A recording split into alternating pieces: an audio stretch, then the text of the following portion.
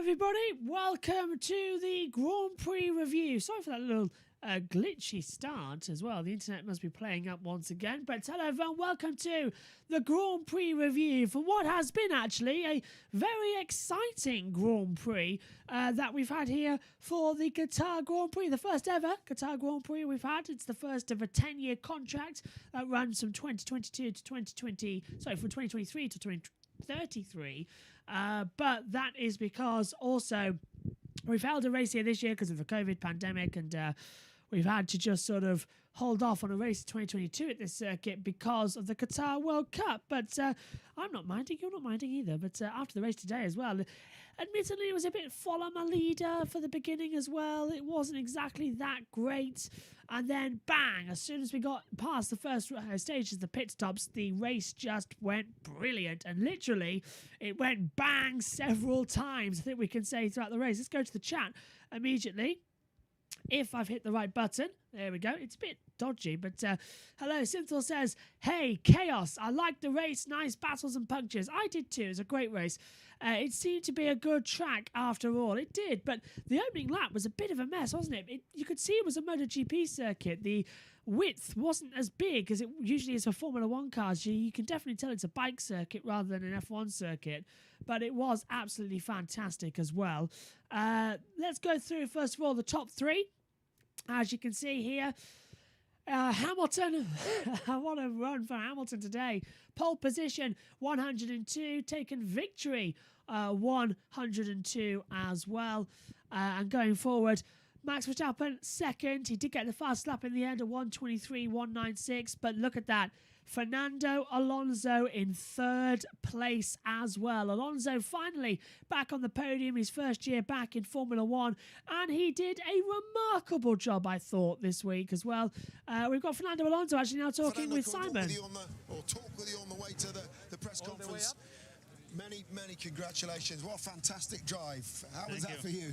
It was great. It was fun. I think turn 2 with Gasly was very important to have a cleaner race after that, and then managing the tires until the end. How does it rank with podiums? Obviously, you want to go out and win, but podiums right now is a great. We'll stay after this question. Yeah, I don't know. Obviously, the win is the win. It cannot rank too high, but it's like I don't know, like finally, because we were very close in few occasions, and I was just wondering, if I will get one podium again in my career or not. You never know what is going to happen next year. So I'm happy that we took this one, and let's see if we can keep the momentum now for next year. Absolutely, I'd agree the same there. That was well timed, actually, to say about Verstappen. So we're saying about Alonso being in third, because Sky just got hold of us. I thought we'll play a couple of questions of that as well. Cynthia says Megan would have liked that race. Oh, she absolutely did. She actually called Alonso finishing third on the commentary and him taking the podium as well, actually on the podium, the trophy. So go back and have a look at that. Megan was very excited. The last couple of laps, though, she was praying that Alonso would be on the podium, and it happened as well. It was a great race, as you can see. That's your top three then after the Qatar Grand Prix: Hamilton, Verstappen and Alonso. But for everybody else, this is how it looked. As we go full screen for the F1 Qatar Grand Prix, we'll go through the results as well, and as always we'll go from back to front. Let's start with Valtteri Bottas. He was the first driver out the circuit to get a puncture today as well after 36 laps. The front left tyre blew. All the punctures today were front left tyres as well. It went on the medium compound at turn 9 and 10. He had to drag it around the whole way around the lap. He put gravel on the track and everything as well. He had numerous issues getting back in the pit lane as well. And then he made contact with several cars. Fernando Alonso, one of them as well. It was a very dangerous situation that he was put into there. But it was actually a really strong attempt to get back to the pit lane for Valtteri. But then the team, 9 laps before the end, said, Valtteri, we're going to retire the car. I think that was a technical sort of preserve the engine for Saudi Arabia and Abu Dhabi. Retire when you're outside the points. He was running P11. He wouldn't have caught up to Vettel, Norris or Gasly. So just come in, retire the car, save it for Saudi Arabia and Abu Dhabi when we're going to need your help most. Nicholas Latifi retired with puncture. as well. He had a puncture coming out at turn 16 and got it all the way to turn 6 before retiring. He brought out a virtual safety car as well, 7 laps before the end, and that wasn't retrieved until the last lap, of course. Further up, Nikita Mazepin, 18th. George Russell also suffering a puncture. He did manage to get back to the pits, but almost wiped out Fernando Alonso. The same actually went for Mick Schumacher. He too nearly whacked him out of the track as well, on the back there as well. So that's always been the dramatic one. Giovinazzi went into 15th place. Kimi Räikkönen 14th. Good race for them two today, but once again, a bit of a poor performance. Further up, Tsunoda 13th. Ricciardo 12th. Gasly 11th. After Gasly started second, dropped out to 11th. A very poor day for him. The pit stops hurt. And Vettel ran down P10. Norris was 9th. And then the last driver a lap down. These all drivers now finished all 57 laps of this race, and that was Leclerc, Sainz, Stroll, Ocon, Perez, and Alonso, Verstappen, and Hamilton, the top 8 as well. Great race from Leclerc and Sainz. They extend their lead over McLaren in the Constructors' Championship as well. Ocon and Alonso, double great day for them. They move ahead of AlphaTauri now in the Constructors as well, where they were both level on 106. Alpine came in and got a podium.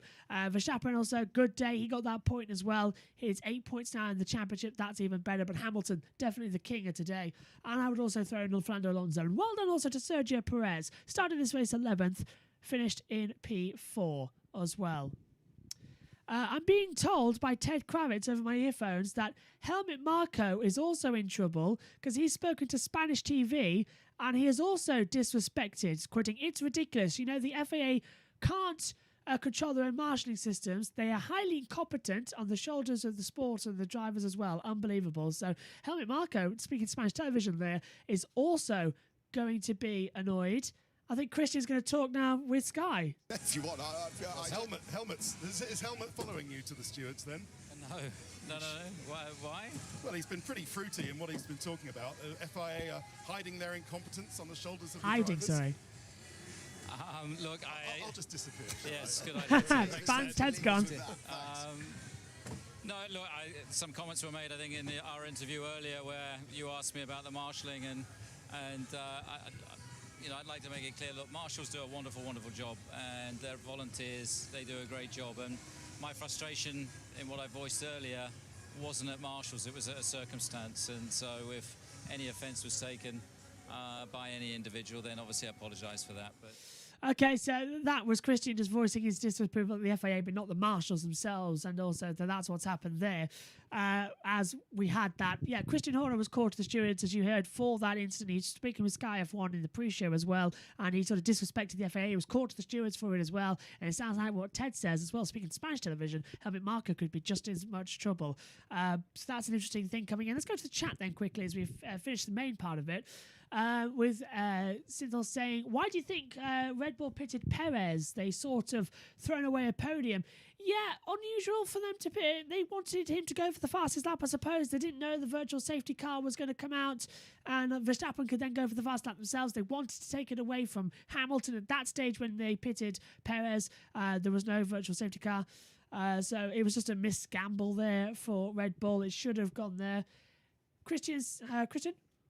was created because it wasn't the intention. He's apologised to the FAA and spoken. Frustration wasn't with an individual marshal, it was with a situation, where one car had driven through, there was no yellow, one car gets a single yellow, one car gets a double yellow, so it was the inconsistency across that, and we can learn from that, as a sport we can learn from that, but look, for all the marshals out there, we need you, we think you do a wonderful job, and apologies if any offence was interpreted. So Christian very much being the apologetic one at the moment then over there by the stewards. Let's go. Well, Perez would have gotten a podium if it wasn't for that virtual safety car. Yeah, Synthel just put there. And Helmut Marko being Helmut Marko. Yeah, absolutely. That seems to be the situation going forward. Let's go back to this then and look at that as well. Fast lap, as I said, goes to Verstappen on 1:23.196 was the fastest lap. But still, Verstappen gained 5 places in that race. Perez gained 7. Ocon 4. Stroll 6. Leclerc 5. and then 2 for Ricciardo and Raikkonen, 3 for Giovinazzi and Schumacher as well, and then the order pretty much stayed the same. So actually, it was actually Perez who made the biggest improvements here today so far. Let's take a look at the standings then.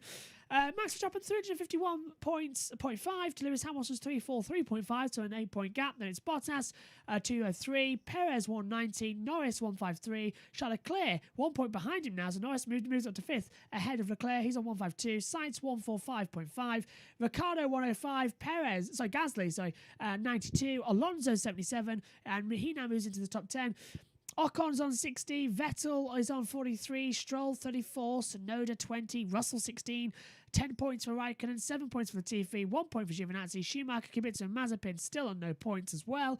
In the Constructors' Championship, Mercedes lead by just 5 points now. 546.5 to 541.5 for Red Bull, so it's closing there. Mercedes has the advantage in the Constructors. Ferrari lead McLaren big time, 297.5 to 258. Alpine 137 to AlphaTauri's 112.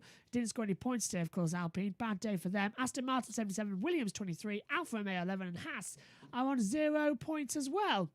Let's go to the group chat.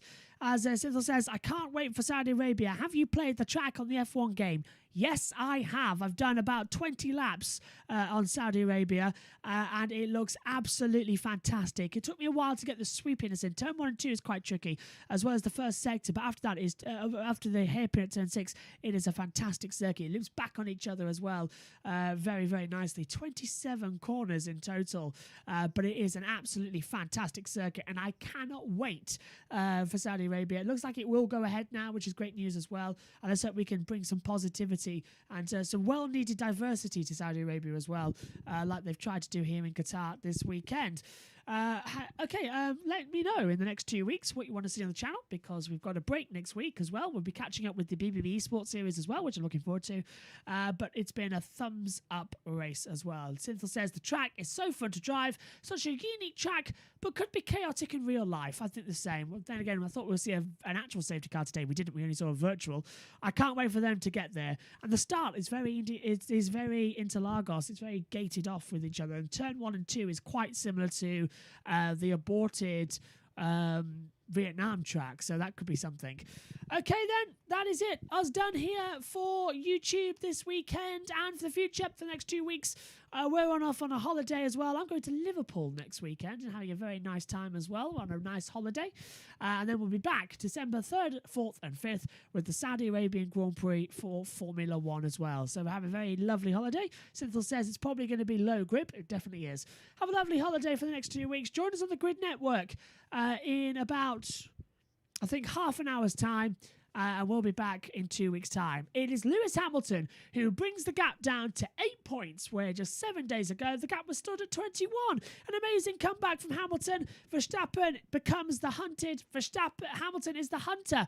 What is going to happen? Because the championship, it can be won in Saudi Arabia. If Verstappen wins and Hamilton scores no points, it can be won in Saudi. But by my quick calculation, it could actually go down to Abu Dhabi. It's all to play for. Thanks for your company this weekend. See you in 2 weeks' time. Goodbye to you all.